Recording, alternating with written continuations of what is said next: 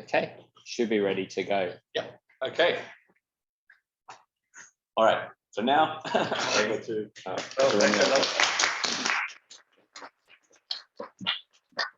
Thanks a lot for the kind introduction, and it's a great pleasure for me to address this audience. And first time I've been to the University of Sydney, even though I have been several times in Australia, but first time in this university. Dr. Match asked me to give talks.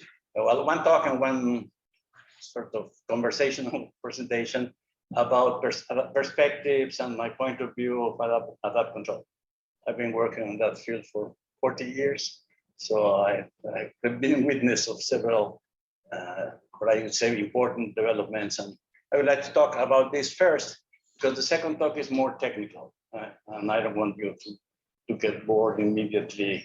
The second talk is over the specific topic that I would like to present in this talk as an open challenge. So this is the title, Challenges and Potential Solutions, and I underscore the personal. It's a very personal perspective. So it's my own view, my own reading, and my own understanding of the field. There are other aspects of the field that I haven't followed or I don't feel competent to talk about. So let's start.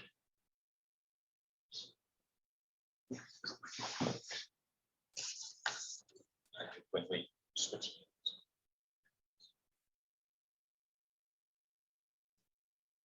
Okay. So let me start. As I said, it's a series of loosely connected topics, all related to adaptive systems. And I would like to start with what is probably the main core of parameterized control. So I want to underscore that I'm interested in parameter control, not the expansion into series of functions like neural networks or clear mind or so. So I want to talk about parametric adaptive systems. So where the objective is to estimate parameters, and you assume that parameters there exists a set of good parameters for your objective, either identification or adapt control. So one of the challenges that I think is many people are talking about is relaxing this pernicious persistence of excitation assumption. I will talk more technically about it in the next talk, but it's a condition imposed on the data that is highly restrictive. It's never satisfied in practice. So if you have a task of regulation to an equilibrium point, it will not be satisfied. And on the other hand, why it's important? Because it is the only solid theoretical result to prove robustness of adaptive systems. So there are some claims on robust adaptive systems, but in fact, they are not robustness in the classical sense. They're more continuity statements. So there are statements that say, for instance, I have some model dynamics, I take the H infinity normal of this delta operator bounded by some epsilon.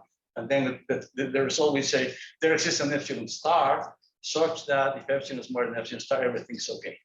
And everything is okay means boundedness, you converge to some compact set, and inside the set there are unstable equilibria, some kind of things. So you see this is not robustness result in the sense that I would like to be sure that I'm robust with respect to this epsilon, not the existence of an epsilon star. So this we believe is an open topic. So we don't know much about robustness of control except under the condition of persistence of excitation. Because if you have persistence of excitation, you have exponential stability. And with exponential stability, you can prove properties like input state stability and so on. And that gives you some real robustness measure. Okay. Now, on the other hand, there are some tasks. We have been very actively working on the last few years on this task of identification of parameters in static maps, not necessarily dynamical systems, but static maps.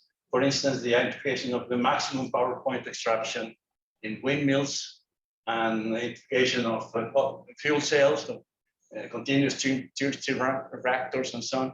So there is so-called polarization curves, voltage current curves, which are important for practitioners. They want to know exactly where is the maximum power point extraction because they want to operate the windmill in this point. So there are techniques like stream seeking and so on, which are invasive and are not necessarily appreciated by practitioners.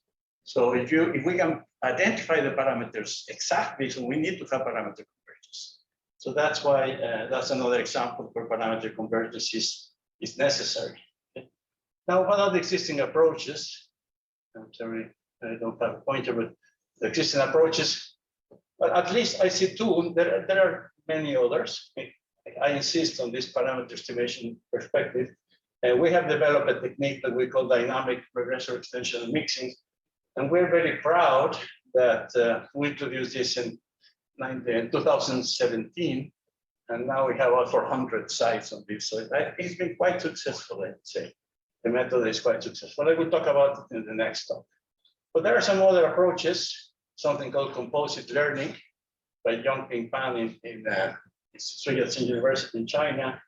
And the idea, the difference between our method and his method and several other methods is that what they do is they collect all data. So they look at the data in the past and they keep that data. So that data is good in some sense. So spanning some rights of spaces, and then they use it. So our criticism to this approach is that it's a little bit offline. So you want to do online estimation. That I should have mentioned that before. If you do offline estimation, then you can use past data and that's it. So just collecting enough data and that's it. But if you want to track parameters, for instance, in the windmill case, you want to track the motion of this PowerPoint extraction method because the wind speed changes and so on. So if you want to track, you have to do online. And these methods are a mixture of online and offline. So it's a possible alternative, and it has been successful. For instance, in robotics, to use it a lot. Now, my criticism to both techniques is that they're complex. It's not very easy to implement, particularly composite learning, and they are hard to tune. So there are some tuning parameters. In the case of the dynamic regressor extension, only 3. But it turns out that these 3 parameters are very critical. So you move them a little bit, and then you get a completely different performance. And we have no clue on how to assess the performance improvement and how to select the right parameters. Another topic that I want to talk is, again, within the perspective of parameter estimation, is when you have systems which are non-linearly parameterized. So what I mean by non-linearly parameterized, something like this thing here, y equal 5 fractions of here, right, is a g. And here it's important to distinguish 2 cases, what we call separable parameterized systems and non-separable. So separable means that you can divide between a mapping that depends on the parameters and measurements. So yt and phi t are measurable signals. They may depend on you, on the state, whatever. But the point is that in this case, you cannot separate. So this task is essentially open. There are very, very few results on a parameter estimation for non-parameterized systems, even just static maps. I will talk about a particular case. Now, people address this non-separable parameterization, for instance, using adaptive neural networks. Adaptive neural networks are non-separable parameterizations. You have exponentials to the theta and so on. And you know that you need it because otherwise all these terms that are usually involved in neural theory, they don't apply. You have to have non-separable parameterizations. But already 26 years ago, I wrote a paper that was very strongly criticized because there was a book called Adaptive Neural Networks. And I saw that there's no proof of anything. It was just a simulation. So they said, okay, look, it performs well and so on. I think until now, it's more or less the same situation. And from the point of view of parameter estimation, performance might be good. You might be able to achieve some nice experimental results or simulation results. But from the point of view of theory, I don't think there are many interesting things. Now, what are the existing approaches for these two? For separable cases, if this mapping G is monotonizable, not monotonic, but you can transform it into monotonic map by a selection of some of the elements of G, then you can still prove things without persistence of excitation. Remember, our main concern is I don't want to assume persistence of excitation. So there's something called interval excitation, which is just getting excitation on a finite window, but not sliding window like in persistence of excitation. I will present these equations a little bit later. So it's much weaker than persistence of excitation. Now, for non-separable cases, I only know results on these 2 particular cases. When you don't know the frequencies of some sine results or cosines, or you don't know the exponential parameters. And it's a case-by-case study. You will see in a minute the results that we have seen. Now, to achieve these results, as you will see later on, we use what you might call elementary tools. And elementary tools like we differentiate signals, integrate signals, do some algebraic manipulations and so on to obtain one of these parameterizations that we know how to do. But there's a very interesting area. I should say, I should be ashamed of saying that I'm not familiar with the area because the founder of our laboratory in France is Michel Fliess, who is one of the fathers of differential algebra in nonlinear control. But I'm looking back again at differential algebra, trying to learn about differential algebra and see if we can do something more systematic than just element by element parameterization. It's a computational tool, so you just run a Maple program and try to find the Grosvenor basis and so on, but it's very powerful. So we're confident that that might open up new avenues of research. Now there is a series of classical problems, I put classical in quotes. For instance, I think that we know basically nothing about direct error control. So what we do on the vast majority of results is on indirect error control. So direct, you assume that you know a good parameterization of the controller and try to find these parameters. In indirect, you assume that you have a good parameterization of the plant, and then that you know a mapping from the parameters of the plant to the parameters of the controller. But that's a stronger assumption than assuming that you know a good parameterization for the controller. And the classical example is PIDs. So PIDs are ubiquitous. They're 90% of the applications in classical control problems. And it is well known that if your PID is well tuned, it will work well in many applications. But then the problem is, how do you tune the PID? If you look into the literature, into the past, the origin of adaptive control was not stabilization, was called self-tuning. And self-tuning, Ashram, Bittenmark, Clark, Wothrop, and many people, they said, we want to find a method to tune parameters. We don't want to stabilize a plant, we want to tune parameters. And that's the real problem. But then we switch to something mathematically more tractable, which is parametric stabilization. But that's not the problem in practice. If you talk with practitioners, they know how to stabilize, but they want to find good tunings of the parameters, particularly if the system is moving operating point. And that's an open problem, in my opinion. Now, another classical problem is time-varying parameters. Most of the results we know are for constant parameters. Now, if the variations are slow, then there are some continuity statements. So if they state that dot is small in some sense, then you know that you will follow within some ranges, and there are rigorous results. Now, there's a very interesting approach by Alessandro Astolfi and his student, which mixes adaptive and robust. So he does adaptive until he reaches some level of confidence in the parameters. This is similar to, in the past, there was something called dual control. So actually, that control started with Feldbaum in the Soviet Union with something he called dual control. And dual control was, you know that in this scenario, you have two conflicting tasks. You have to identify and you have to control. To identify, you have to excite. To control, you shouldn't excite. So he called that dual control. Then we abandoned that because Rudy Kalman came with a clever idea in 1958, I think. So saying, forget about uncertainty, just plug in the parameters you get from the estimator. And that's what we do now. But this school or the series of works goes along those lines. So taking into account that you have some level of uncertainty in your parameters and you want to use that. And the way they do it is to switch from adaptive to linear robust designs, H-infinity or something like that. And that's quite interesting. Another possibility is to assume that the time-varying parameters satisfy some what is called the internal mode. So they satisfy some differential equation. We have done some work with my Russian colleagues and Albert Risidori. And if you know the structure, you don't need to know the parameters of the internal mode. We'll have to know the structure, the order, for instance, or something like that. Then you can do adaptive internal modes. If you know the internal model, then it's triviality. But the point is, you know the structure of internal model, and you want to, it depends on some unknown parameters, you want to estimate the parameters of the internal model. So that's the work done here, and there are other authors who have also worked along these lines. Now, another classical problem, I should say, switching systems. I've seen a lot of papers on these approaches, gain scaling, event trigger, linear parameter varying, and they are not very formal. What they do is translate one problem into another problem. So they say the problem is solvable, for instance, event triggered. If and not, sometimes if and not if, you can solve this LMI. So what? I mean, what did I learn about the problem? I only learned that there's another equivalent problem which is computationally extractable.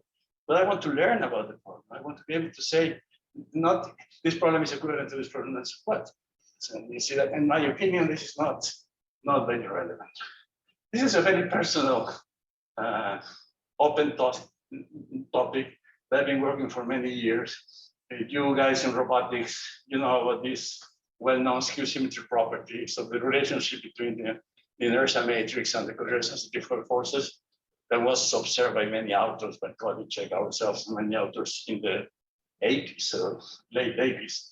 Well, it turns out that this property, we can use it if we write the dynamics in Euler-Lagrange system and apply the techniques developed for the systems. But there's another alternative, which is so-called Hamiltonian systems, and there are techniques for this kind of systems. But these techniques, we don't know how to exploit the skew symmetry property. So that's still an issue that we're trying to clarify. So my last comments are, it's a little bit polemic if you want, what I believe are trending topics and other questions. Another topic which is like, maybe this should be the classical problems, is a problem of state observation, adaptive state observation. So you don't know the state, but then you have some unknown parameters, and there are products between the states, the unknown state and the unmeasurable state and the unknown parameter. That problem is essential. There's very little we know about that. And now there's a trend now I have seen in the last 10 years or so, people revisiting old schemes. For instance, this Morse's high order tune is from the late 80s or something like that. And there are authors who rediscovered that and want to use it, but I really haven't seen anything particularly relevant in my opinion. Or Fradkovsky gradient algorithm. There's a lot of papers, a lot of work on adaptive dynamic programming. There's a series of books by Frank Lewis and co-authors, but I find more or less the same thing. They just change names. They call this out actor and critic, but this is, in my opinion, is not really very new. Now, another issue is assessing the performance improvements of new algorithms. So in optimization theory, there's a very serious research for many years, things like the Bregman divergence method, the Nesterov speed gradient, he calls that the fast gradient or something like that, or Polyaks. So in purely optimization problems, so minimum with respect to x of f of x, then there are some new things that go beyond the gradient or least squares. And then people have adopted that, for instance, in the Swami, Jean-Jacques Lopin, and so on, for adaptive control. I personally once coincided with Boris Polyak and Nesterov in Moscow. And I asked them, how about if you have, instead of minimum with respect to x of f of x, but minimum with respect to x of f of x comma t. So our f of x is not constant. And they just laughed at me and said, good luck. So they said, this is not going to work. Because if you have f of x and t, and you don't know nothing about the dependence of t, then the method is tailored for f of x, not for f of x comma t. So I don't see much hope of getting anything out of that. I'm sorry, I've been a little bold, but it's the Mexican style. Another issue, and I shouldn't talk about learning systems in this audience, formalizing the interaction with learning systems. There are papers, full papers by Anaswamy, Fradkova, even plenary talks by Anaswamy, where she puts on the learning systems, and then you look inside, and everything is classical. I don't see nothing new, frankly speaking. Model-free versus model-based, that's another big issue. I am personally a follower of the definition of Kalman. Kalman said that control theory deals with models. So we have to prove theorems for models. And I believe so. I believe that in control theory, we have to deal with models. Model-free, okay, it's fine for pattern recognition and so on, but I wouldn't sit on a car or ride a plane where it was controlled by model-free controllers, neural networks. I wouldn't do it, but anyway. Now, this is a very interesting new area that started with a paper by Young Williams, as usual, which is called database identification. This is different from model-free. So they're constructing controllers measuring U's and Y's, so measuring signals. And then the controller is without a model, but it's based on these measurements. And they're being able to prove that if you have enough measurements, then you will stabilize, again, stabilization problem, stabilize the plant. And again, you fall into some excitation condition, which is very similar to persistent excitation. So Young Williams has a paper with Trentelman on his definition of persistent excitation. I think nobody understands it. I asked the Persis, what is this? I mean, how is it related with persistent excitation in the adaptive community layer? But that's what he means. And it's, again, some spanning property of the measurements.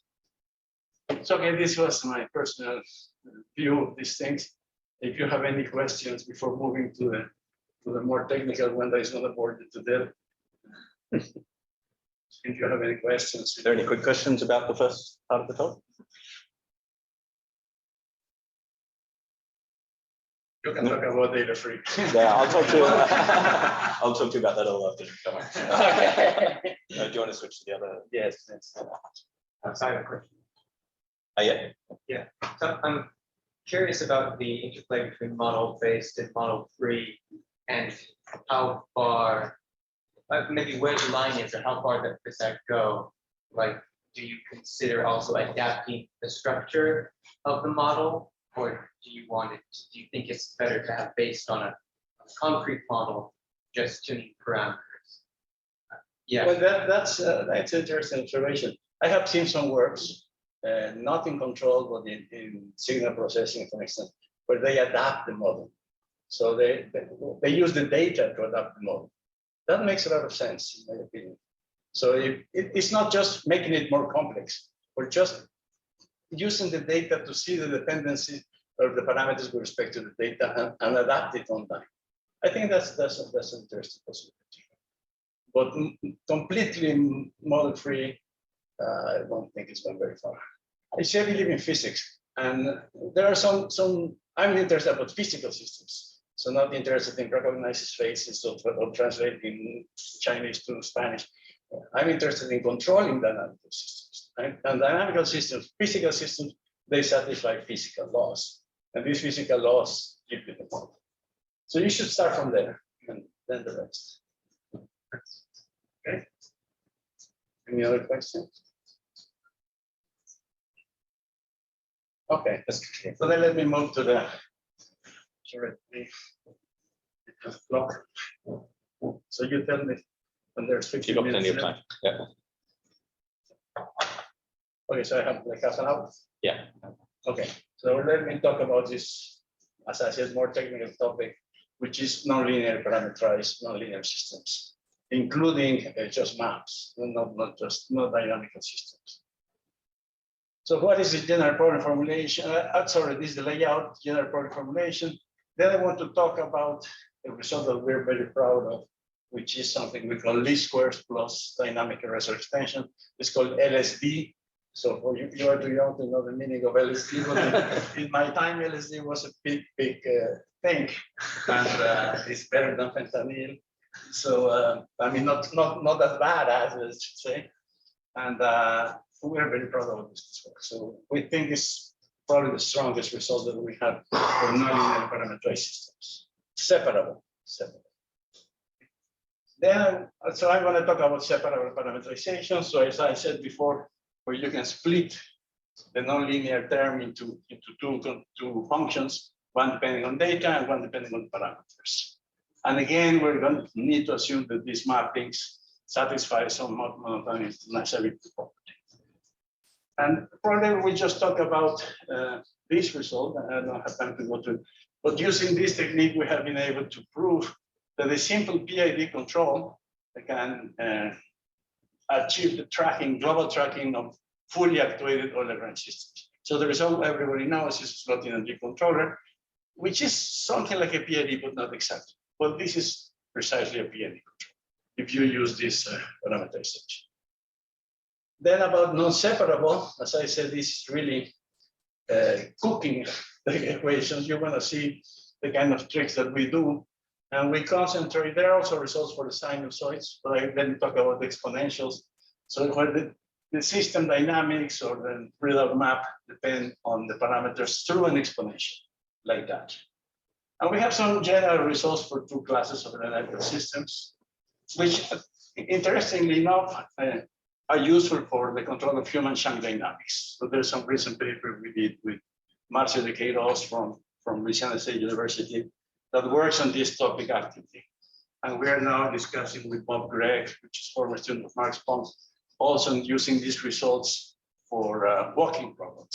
So we're confident that this new result that identifies a class of systems contains some relevant classes, including human shank dynamic, including the polarization curve of fuel cells, the windmill power coefficient, and so on. So at least you will see it's very special. You're going to see this is just, it's like the results on backstepping. When I saw the first time, I really laughed. I said, no, you have to have a triangular system, upper triangular or lower triangular system. When are you going to get that in physics? You're never going to get it. You look into the Christic and Lakopoulos Togotovich paper book, there's not a single physical example that is in that form. It's just mathematically convenient because you have mathematics to solve the problem. Well, I should say that this is more or less the same case here. So I have to recognize. Okay, so let me move. So this is the general problem formulation, and I distinguish between identification and adaptive control. And since we're going to do indirect adaptive control, of course, you need to assume that you have a full information controller that achieves the task, and then you're going to replace your known parameters by your estimates. That's the trick. So the first part, you have a dynamical system depending on linearly on the parameters, and you want to design an estimator that will ensure that this parameter error goes to zero. Hopefully, globally, exponentially, but it is not always possible. And the same problem you have for static maps. Now, once you have that, you can combine, if you have now a task of indirect adaptive control, you need an assumption of knowledge of parameterized full information controller that gives you an aerodynamics with some nice stability property, for instance, globally uniform asymptotically stable. Because assuming globally uniform exponentially stable, that's too strong. Except for these triangular systems, there's not many examples, for instance, including Euler-Lagrange systems. We don't know how to ensure that. The problem with relaxing these exponential stability properties from just asymptotic stability is that you will get only local results. When you plug in your parameter estimator, you can only prove local stability. But sometimes that's good enough. Okay. So the key step in our research, and I would say in our research on this topic, is to find some nonlinear regression. So you have to derive a new vector y, a new matrix phi or vector phi, which are measurable, and then encapsulate in some mapping g of theta the unknown parameters. So theta, the dimension of theta is usually smaller than the dimension of g, because the real physical parameters is just a subset of all the parameters that appear there. So you may have a theta1 and a theta1 square or something like that. So you don't want to estimate to over parameterize. You see this case, you can over parameterize and call this a new vector eta, and then you have a linear parameterization. But there's a big price that you pay, the price of moving in a bigger parameter space. Excitation requirements are stronger. You will not get parameter convergence and so on. So you don't want to over parameterize. You want to treat your problem as a problem of estimating the true physical parameters theta. So the assumption we're going to make is this one. This is the infamous monotonizability property. So you have to find a matrix T, a constant matrix T, such that this linear matrix inequality holds. And then it can be shown, it was proven by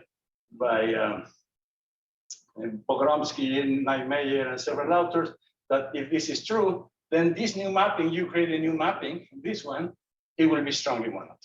So this is the property that we need in order to prove our stability results. And it's restrictive. So what happens if it, because nowadays we need strongly monotone. So if it's not possible to prove, we know nothing, basically know nothing. Okay. So a little bit of literature review and a caveat. I will not talk about learning, neural nets, high gain based method. There are approaches based on this, results are based on this approach. But let me talk about separate parameterizations. Exploiting convexity was introduced by Fomin, Fratkov, and Jakubowicz. Mixing convexity and concavity, exploiting monotonicity in a family of estimators that we call immersion and invariance, which is some recent work with Alexandra Stolfi. And then for non-separable parameterizations, as I said before, we know very little.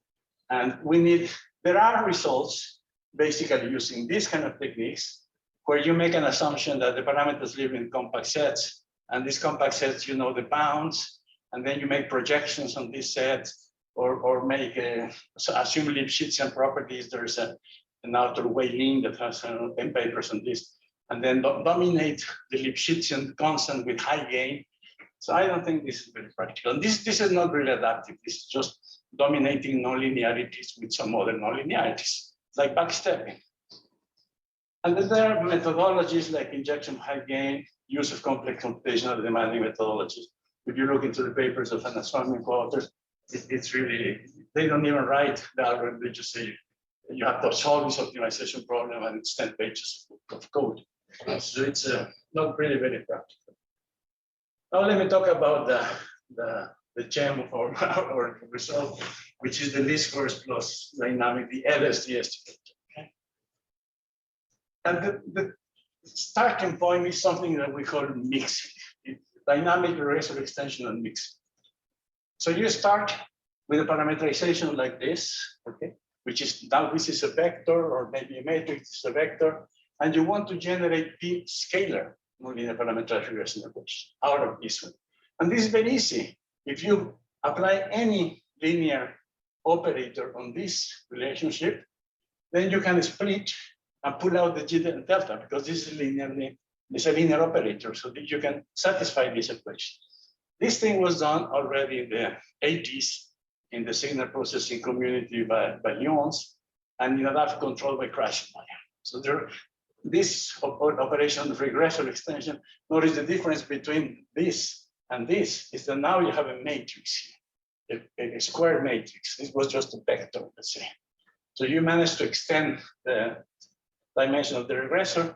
And the interesting observation that we made was that once you have this, you can multiply by the adjugate of the matrix, and then you recover precisely this relationship.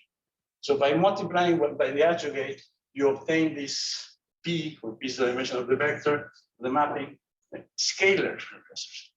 I have an interesting story. It was before the pandemic. I gave this talk in Beijing with a group with the Academy of Sciences, and there was Guolei and Fu Chen sitting there. And they said, you know, Romeo, we knew this before. And well, sometimes when the Chinese tell you something like that, you say, okay, show it to me. And they came to my office. I was sitting in the Academy of Sciences, and they gave me the book. And they have a book, Fu Chen and Guolei, on stochastic systems. And indeed, they have this operation. They have this operation. So I said, well, but the difference is that they use it for analysis. So they transform into into scalar equations to analyze later, but they don't do it to estimate parameters. I still, until that, I cite always this book of Fu Chen, because indeed it is there, this operation by the algebra. So it looks like a triviality, just multiply by a matrix and create these guys, but this makes a big difference, because now you have scalar equations. And then if you have scalar, you can apply, for instance, a classical gradient, you get this error equation, you can solve, and then you get, first of all, you get individual parameter monotonicity, and you get the following equivalence. So this guy is going to go to 0. This is the parameter error, if and only if delta is not in L2. So now you have an if and only if condition. For many years, I should say, we didn't know how to answer if this condition is stronger or not than persistence of excitation. But later on, and this is the answer that we gave with the LSD, we proved that you can get exponential convergent without persistence of excitation. Okay, so that's the main feature of LSD. So LSD, what is LSD? So let's consider a nonlinear parameterized regression equation. This is a scalar, this is a vector, that's a vector. And let's assume this property. Notice the difference between persistence of excitation is that here you will have from T to T plus TC, and this is a sliding window. So it has to be satisfied all the time. This is just you have one time. So you got excitation during a finite time, and that's it. So this is called interval excitation. And interestingly, it has been shown by former student Wang Lei that this condition is equivalent to identifiability of this regression equation in the linear case. So if this is T transpose theta, this regressor is identifiable in the classical identification sense of Jung and Graham Goodwin and so on, if and only if you have interval excitation. So it means that this is a necessary condition. If you have interval excitation, you cannot identify the parameters. So the identifiability condition, I think I have a definition later. No. The condition is you have to have P time instance so that you form a matrix, like phi over at T1, phi over at T2, and then you get a square matrix, and this matrix should be full rank. That's the condition of identifiability. And it turns out to be equivalent to this condition. So that's a recent result, just appeared in Automatica, and we are very excited about it. So what is this LSD? This part is just least squares, standard least squares. And then we have the mixing. So we replace this linear operator that I mentioned before by a least squares estimator. So you don't need to choose these operators, which was a difficult task. How do I choose operators? How do I select them and so on? How do I put the initial conditions of this operator? Well, it turns out that you can do the same thing using least squares. Least squares, and then this is the mixing part, multiplied by the algebraic. This is exactly as before, but now using the properties of the least squares. And then this algorithm, you see here I estimate G, and here I estimate only theta, which is what you want. So you don't want to estimate G, you don't care about convergence of this term. You only care about convergence of this vector, okay, which is the true parameters. And it turns out that you can prove that if you have interval excitation, these guys are going to converge to zero exponentially fast with all signal bounded. And this condition, of course, is strictly weaker than persistence of excitation. So that's our favorite result. And we are very, very proud about it. And it turns out that many applications that we have worked on, this has been successful. So what is the key step? Why using the least squares works? Because of this property that was observed already 30 years ago or 40 years ago by the Terminal, but this vector is constant. So since it's constant, this thing will hold, and then you can create directly from there your augmented regressor and your augmented Y. So directly from this property, it follows. You should be careful. I have heard some comments from Brian, Anderson, and Morse. So they said, but Romeo, you're estimating the initial conditions. It is true, the initial conditions are there. But, and so what? Where's the initial condition? But that doesn't mean that it's fragile. It's, I understand the argument. They say estimation condition is not a good idea. But prove me why. I mean, I have a result that says I estimation conditions and I get exponential stability. So there's a discussion with Brian Anderson about that, but okay, I respect his opinion very much. Now, the main point is that the IE condition ensures persistence of excitation of the regressor we are interested in, which is this regressor here, scalar. Okay? So this is the result. Now, there are extensions to forgetting factor, discrete time, and this is a result I mentioned, that the IE condition is necessary and sufficient for identifiability. And another issue that we're very excited about is that in the past, you had to select P operators. How do you select operators? You can select linear filters, time delays, whatever you want, but how do you select them? How do they affect the performance? Well, it turns out that in this algorithm, there are just 3 tuning gains, and 3 tuning gains which are very clear, alpha, epsilon, and gamma. But these are only 3 constants that they have to select. And they play very clear roles. Okay, sorry, running out of time. let me go directly to the non-linearly parameterized, the non-separable case. So the separable parameterization is just applying the previous LSD algorithm to a couple of problems, which is a parameter estimation of adaptive, dissipative systems, nonlinear dissipative systems, and this PID controller that I talked about. But let me skip this in the interest of brevity. And let me talk about, sorry, there's too many slides. Let me talk about non-separable parameters, which I believe to be really very challenging. Okay. We have this paper that's accepted for publication Automatica, where we treat very special classes of systems. You will see in a minute. But let me first explain to you how do we manage this non-separable parameterizations in a simple example. So let me talk just about the scalar nonlinear system like this. You don't know G, you have a vector θ1, and then the nasty guy is exponential H2. Okay? The functions Fi and H are unknown, and the mapping G is known. Okay? Now, what we do is very simple. From here, you get this relationship. E H2 θ2 is Y minus H1. Then we differentiate. Okay? And when you differentiate, you get H2 dot θ2, E H2 θ2, and you replace this by Y minus H1. So from this relation, I already remove exponential. And then I organize the data, filter. But the key point is to differentiate, to eliminate this exponential term. And that's it. The rest is just reorganizing the equations and filtering and so on. So you see, it's a very elementary operation. Let's just differentiate and replace. That's why I think that these tools of differential algebra will give us more operating margin, because this is just some elementary operations, but they work. So the first general result is for systems of this form.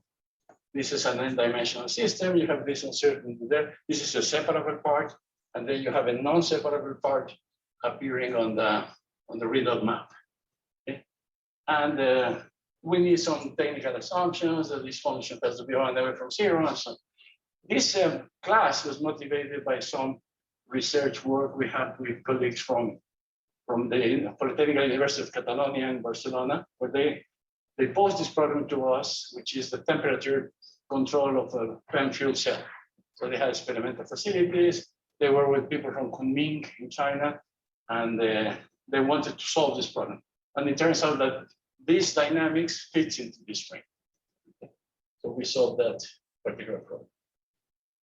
So just doing what I explained before, but for that particular case, you can prove that you can transform this nasty dependence with non-separable parameterization to get a separable non-linearly parameterized regression equation.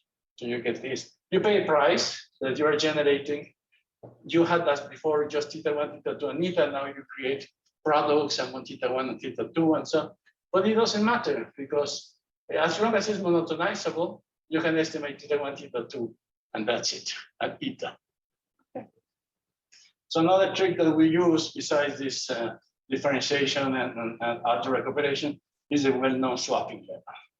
The swapping lemma, actually in the version that even Marels introduced, which is a very general version of the swapping lemma. Okay. The second general result I would generally put, now you have a second order system. This will be motivated by mechanical systems, in particular this human shank dynamics. So this is going to be an Euler-Lagrange system, and this is going to be the term coming from the friction model. Okay? No, sorry, from the potential energy function.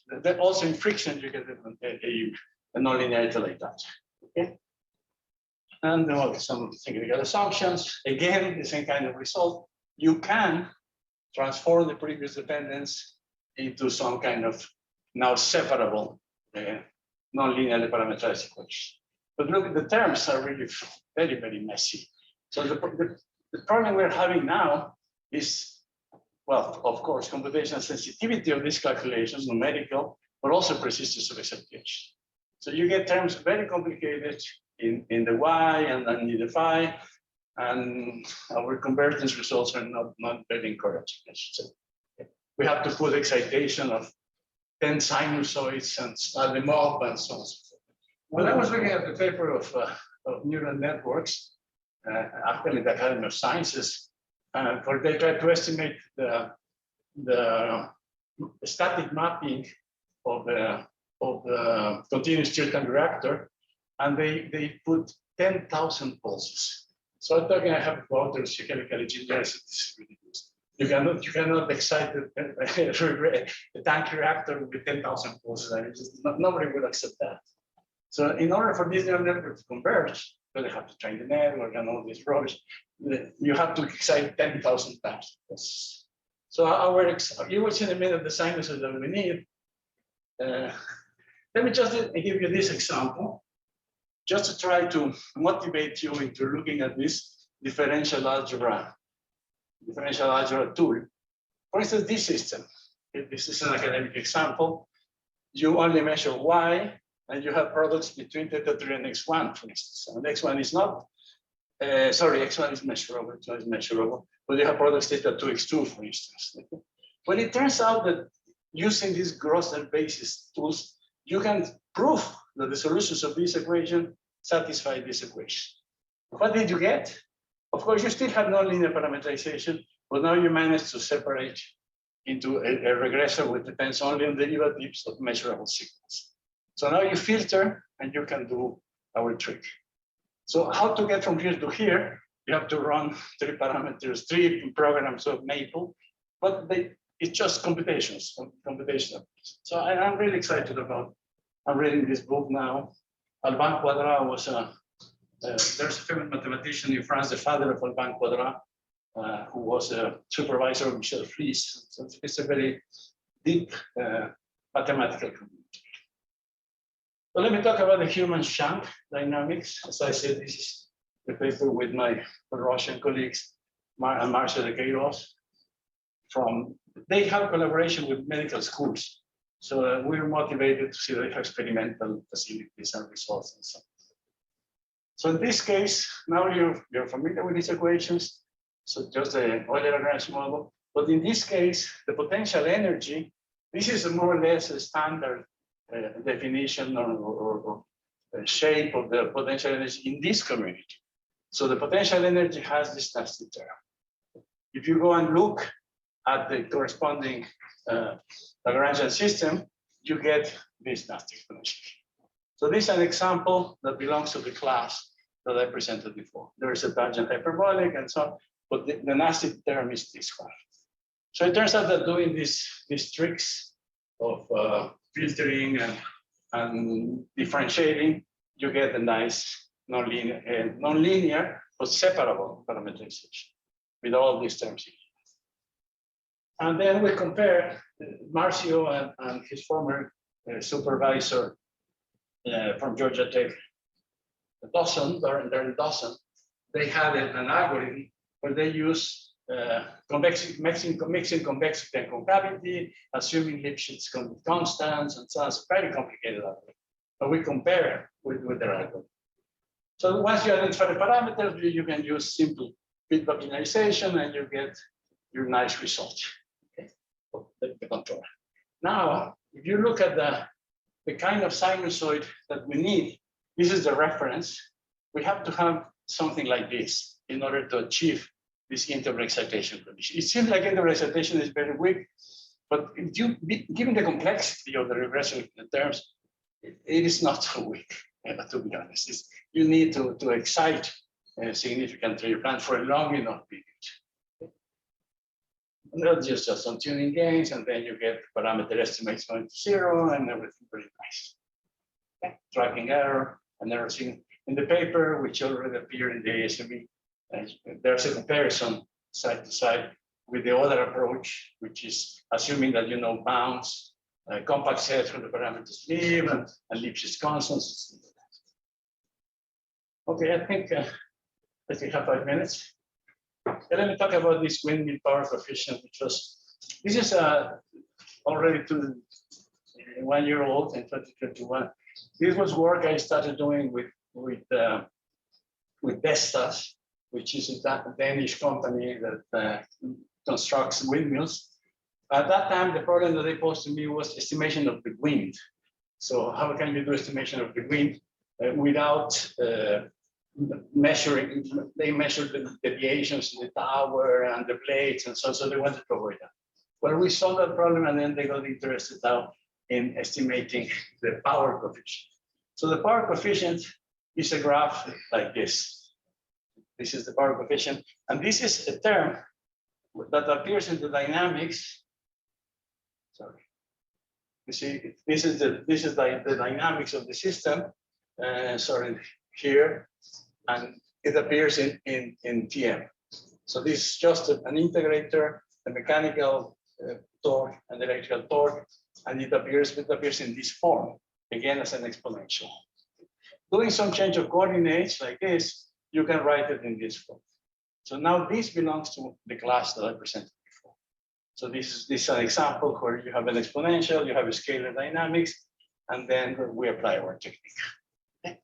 And it turns out that using experimental data, let's give this, you don't get, because this is a scenario where you cannot assume noiseless free situation because the wind is changing speed. So it doesn't make sense to present results without noise. So we added noise. Then you don't have parametric convergence. See, there's the zero, and then there's a deviation. But the main point is that you're estimating correctly the maximum power point coefficient, which is this one. This is the true power coefficient. This is the estimated power coefficient. Even though you don't have parametric convergence because of the noise, you still identify this maximum power coefficient, which is what they want.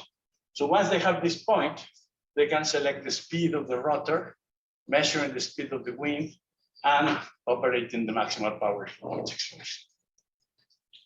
Okay, so let me wrap up with this negative perspective. Is there a hope for general theory? And Leon Tolstoy, I think he has the answer. So the answer is in his famous book, Anna Karenina. He said, unhappy families are alike. Every unhappy family is unhappy in its own way. If you change the happy by linear, I think this is a true fact. Or every nonlinear system is nonlinear in its own way. So I don't think there's a hope for general theory. Maybe computational, for instance, using differential algebra. Or if we can improve on learning and neural nets, maybe with that.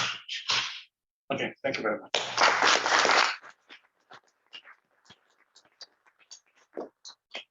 Okay, thanks so much. Do we have any questions? I understand it is almost 2, so if anybody needs to leave, then feel free. But if for those who can stick around a bit, do we have any questions?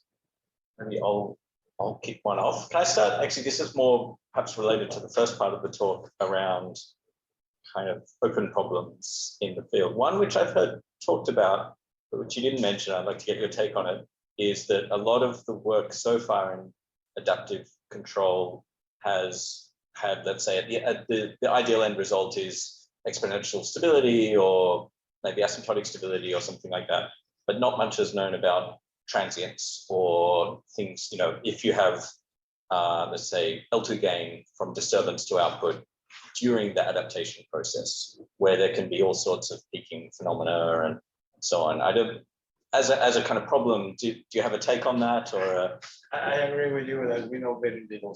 We already know very little about parametric convergence. So what transient performance, I haven't seen any rigorous results on putting bounds on the peaks of the transients. I'm not sure.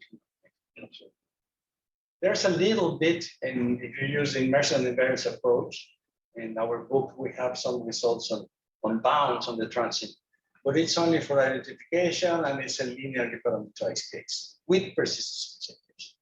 So, but in the nonlinear parameterized case, in adaptive control, I know.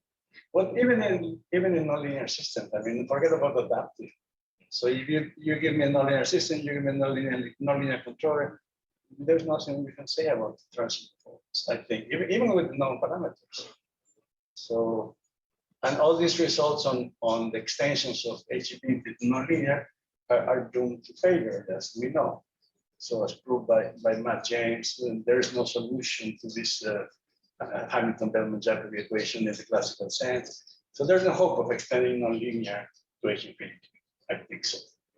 So I don't know, maybe you have another opinion. I wouldn't quite agree with that, but it's, I would say only for certain classes of nonlinear systems. I don't think we're sure yet. I remember there are computational methods that computational somewhere. I remember the presentation of Matt, well, not Matt James, and in the CDC, and Arjen van der Schaaf was sitting there, and he was very proud of his results on the extension of nonlinear H infinity, or H infinity nonlinear case. And he just said, he killed me. I think this is a fundamental negative. There is no solution to this equation, except in the viscosity sense. Yeah. And that is what viscosity sense is.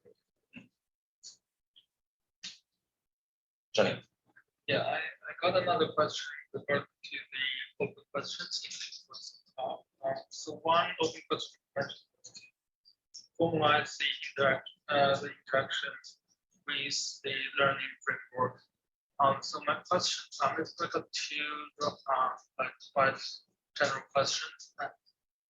The first one is, what should be, in your opinion, what should be learned?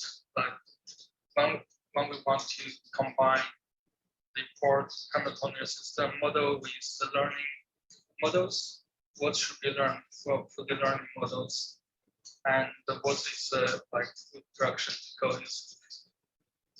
I'm not sure I understand the question, but yeah, what I meant by that sentence is, as I said, there are a series of papers, not one, many papers of people putting on the title learning system, and then you look at the paper, and it's classical out of control, and they just give new names to things that we already knew in that control.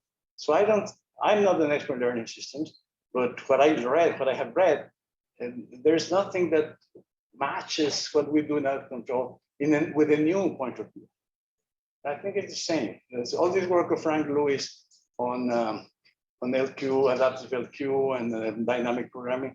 It's just giving new names to things that we knew before. I think I may be wrong. We maybe have another opinion, but there's a lot of that. I think there was definitely, I think that was a common perspective in the system identification community as well. A lot of stuff came along on learning, which was. If you do offline, I agree. Yeah. If offline, then there are some new things for sure, if you use data. But online estimation, as we would like to do in adaptive control, and I don't think that there's some new results. I think in the field of what you might call reinforcement learning, they don't really actually address the problems of adaptive control because it's kind of an extreme timescale separation. They have these many batches of training, which they assume you can kind of restart from initial conditions whenever you want. And so you can effectively do many trials in a decoupled way. Yeah. So there's actually no requirement to have a stable parameter learning in the feedback loop. I guess you essentially decouple the learning process from the control process. And so that can work if you want to run it on a simulator many times over, but you wouldn't want to apply it on a real system in closed loop. I think. It's a different perspective, which works okay in some cases, but. I remember visiting one Tokyo Institute of Technology many years ago when Furuta had his famous Furuta lab, and there was some excitement about the neural networks. And he had this example of lifting the pendulum. And then I told him, well, we know how to lift it in one shot. There's a nonlinear control that will do the job. I said, I also know how to lift it. Oscillate for 500 times and then eventually lift, because he has to train the neural network and so on. So this is quite, you cannot compare with a nonlinear control, with the model-based nonlinear control. And I think I agree. I agree. There's some interesting recent results of learning-based approaches where I think it makes a difference where you've got a very high fidelity simulator, which would be hard to apply kind of classical methods to. So I'll show you something later from some groups, not from us, but from groups. I agree. Eugene. My question is just to confirm my understanding this point. So the challenge for nonlinear systems and this talk is about how to design adaptive optimal controller that can contribute learning correct or accurate parameter for nonlinear system, and in terms of the accurate parameterization can contribute to the adaptive optimal control. Well, I actually didn't talk about adaptive control except for a couple of slides on indirect control. I concentrated on estimation, parameter estimation. The main message of the talks was that if you estimate the parameters correctly, without imposing strict non-verifiable excitation conditions, then you might be able to do that control. But first you have to solve the problem of, given a nonlinear plant, how do you design a nonlinear controller? We know very little, except feedback linearization, forwarding, backstepping, which are very special cases. So there are very little results on stabilization, not to talk about performance of nonlinear systems. I give you a general nonlinear system. What do you do? You can try to find flat outputs, you can try to find feedback linearization controllers, but that's very fragile. So that's another issue which, in my opinion, wide open. We still know very little about designing controllers for nonlinear systems, except some Lagrangian systems, some Ford Hamiltonian systems, fully actuated with full state measurement. But if not, we know very little. Just think of robotics. I mean, under-actuated robots, we know very little. So independently of the dependence of parameters, just the structure of the controller, how do you select it? So I think that we need to rethink our policy of saying that's all, let's just parameterize the controller. No, I don't think it's true. So for instance, my experience with Bowen here in permanent magnet synchronous motors, you can do sensorless estimation, but control is another issue. So we don't know how to do control.